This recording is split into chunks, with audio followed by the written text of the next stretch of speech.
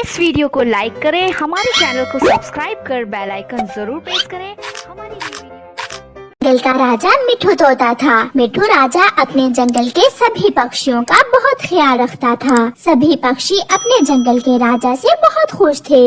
एक कौवा और कव्वे भी उसी जंगल में रहते थे, जो बहुत दुष्ट कव्वे थे। वो बुरे थे और हमेशा उनकी बुरी ही सोच होती थी। कालू जी, न जाने कब ये मिठू राजा मरेगा और कब तुम जंगल के राजा और मैं जंगल की रानी बनूंगी। वो दिन दूर नहीं है गोरी, जब मैं जंगल का राजा बनूंगा।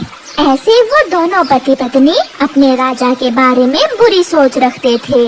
एक दिन मिठू राजा बीमार पड़ जाता है। मिठू राजा कव्वे से कहता है, कौवे, जल्दी से जाओ और बुलबुल से मेरे लिए दवा लेकर आओ, मेरी तबीयत ठीक नहीं है। राजा जी, मैं अभी जाता हूँ।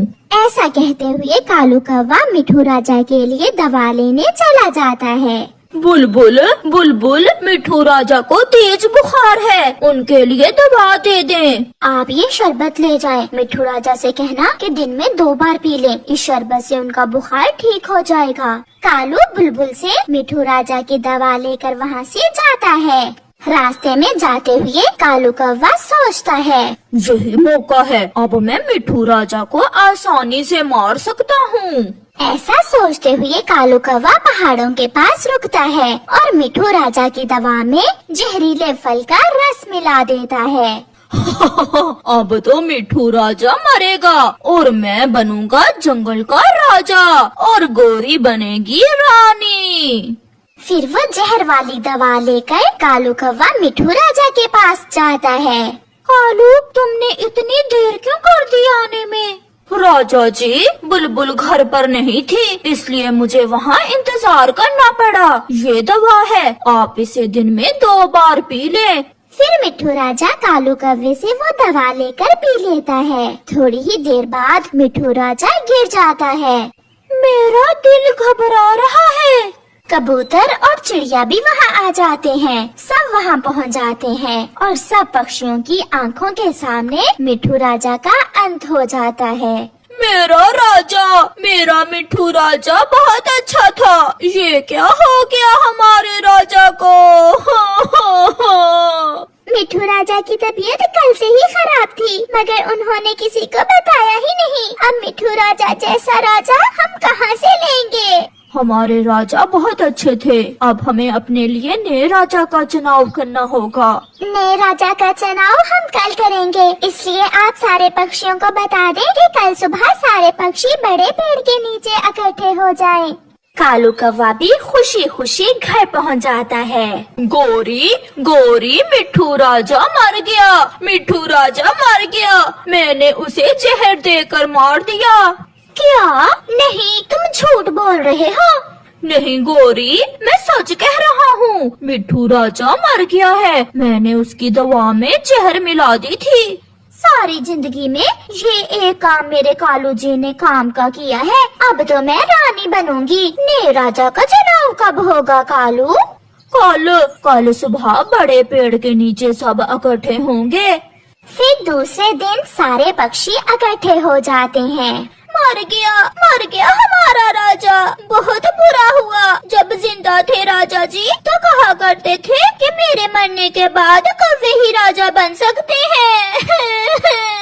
कबूतर भैया, हम सब में बड़ा कौन है? कालू कौवा ही सबसे बड़ा है। तो फिर हम कालू कौवे को राजा बना देते हैं। मुझे अच्छा नहीं लगता कि राजा जी की कुर्सी पर मैं बैठूं, मुझसे नहीं होगा। कालू जी, अब चुप कर जाओ, सब्र करो, एक न एक दिन तो सबको मरना ही होता है। फिर उस दिन से कालू कौवा जंगल का राजा बन जाता है और गोरी जंगल की रानी। कबूतर, जाओ और मेरे लिए मीठे फल लेकर आओ। रानी जी, नदी में पानी बहुत थोड़ा रह गया है, अगर बारिश न हुई तो बहुत मुश्किल हो जाएगी। क्या कहा?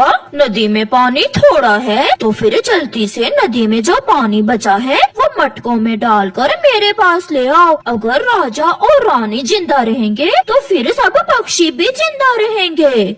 ऐसे कालू राजा कौवा नदी से सारा पानी मटकों में डालकर अपने पास मंगवा लेता है।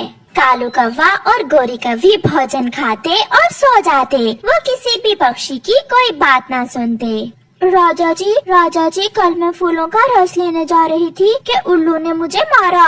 चुप करके भाग जाओ यहाँ से। तुम्हारी गलत दवा पीने से मिट्ठू राजा मरे थे। कहीं ऐसा ना हो मैं तुम्हें जेल में कैद करवा दूँ। ऐसे ही कुछ दिनों बाद चिड़िया भागी भागी आती है। राजा जी जंगल में भोजन की कमी हो रही है। केवल कुछ ही फल बचे हैं जंगल में। ये तुम क्या कह रही हो चिड़िया? ये तो बहुत बुरी खबर है।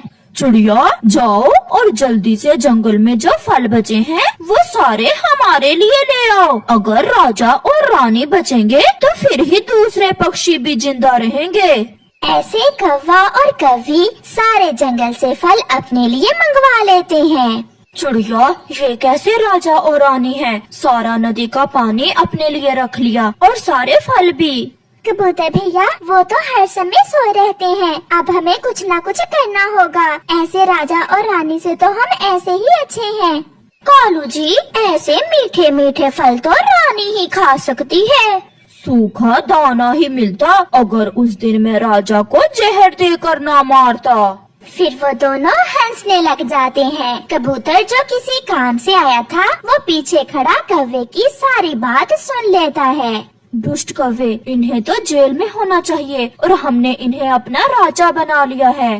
कबूतर जल्दी से जाता है और सब पक्षियों को इकट्ठे करता है और उन्हें बताता है। मैंने अपने कानों से सुना कौवे ने ही मिट्ठू राजा को जहर देकर मारा था। वो कौवे इस कदर घटिया हो सकते हैं ये हमने नहीं सोचा था। तो फिर चले सब मेरे साथ। अब वो हमारे राजा और रानी नहीं है। सब पक्षी गुस्से में कौवों की तरफ जाते हैं।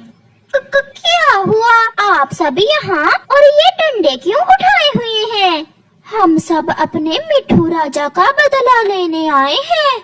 ऐसा कहते हुए सारे पक्षी मार मार कर कौवों के पंख तोड़ देते हैं और उन्हें एक पिंजरे में कैद कर देते हैं। फिर बड़ी चील जंगल की रानी बन जाती है और सब ठीक हो जाता है। ऐसे कौवों को सजा मिलती है। प्यारे दोस्तों, इस कहानी से हमें सीख मिलती है कि जो किसी का बुरा करता है अंत में उसका अपना ही बुरा हो